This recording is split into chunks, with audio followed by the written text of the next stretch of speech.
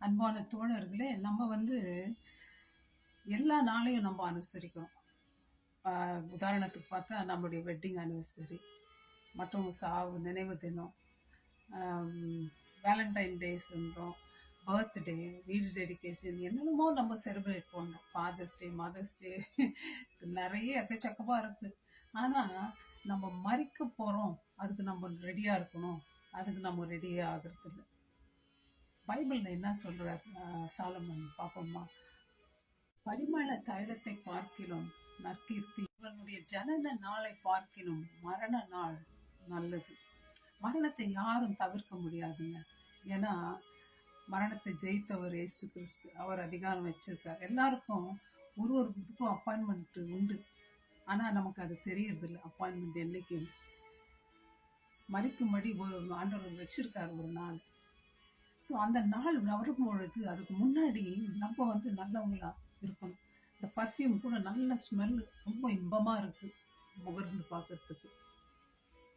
அதை விட உயர்ந்தது எதுவா நம்முடைய நற்கீர்த்தி. நம்ம என்ன செஞ்சுருக்கிறோம் உயிரோடு இருக்கும்போது. ஏன்னா சாவு இப்படி வருது, நேரம் இல்லை. அப்போ அது வரைக்கும் நம்ம என்ன பண்ணியிருக்கிறோம் உலகத்தில், அது தாங்க வேற சொல்லுது. ஒவ்வொரு நாளும் நம்ம ஜீவிக்கிற வாழ்க்கை அவ்வளோ ஒரு முக்கியமானது. நம்முடைய வாழ்க்கை ஒரு நிழலை போல ஓடி போகுதுங்க.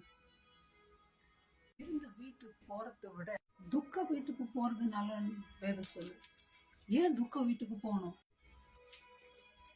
துக்க வீட்டுல எல்லா மனுஷனின் முடிவும் காணப்படும்.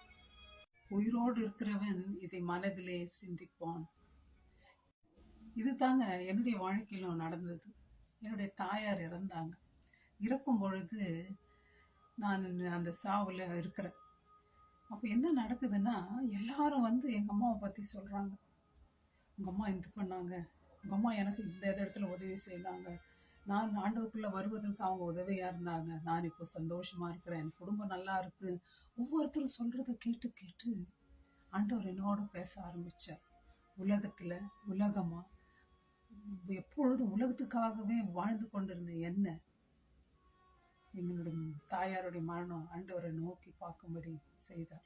என்னுடைய வாழ்க்கை அப்படியே மாறினது. சினிமா, எங்கே போனாலும் பாட்டு, மூழ்கி போயிட்டு இருந்தேன். மிட் நைட்லலாம் உட்காந்து பார்த்துட்டு இருப்பேன், மிட் நைட் மசாலா அப்படின்ட்டு. அந்த நொடியிலிருந்து ஆண்டவர்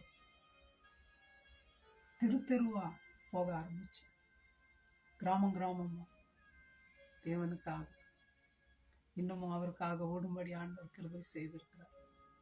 ஆண்டவர் என்னை தொட்டார், மாற்றினார்.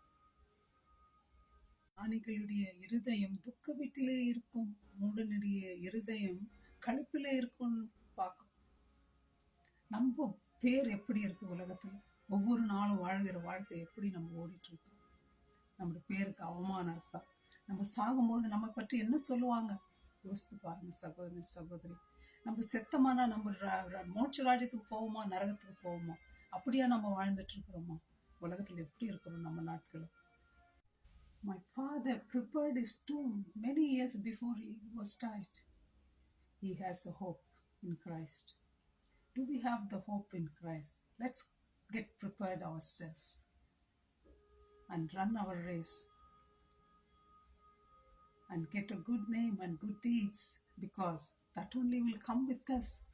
Not your money, not your wealth, the good deed what we have done when we are alive. Let's do it every day.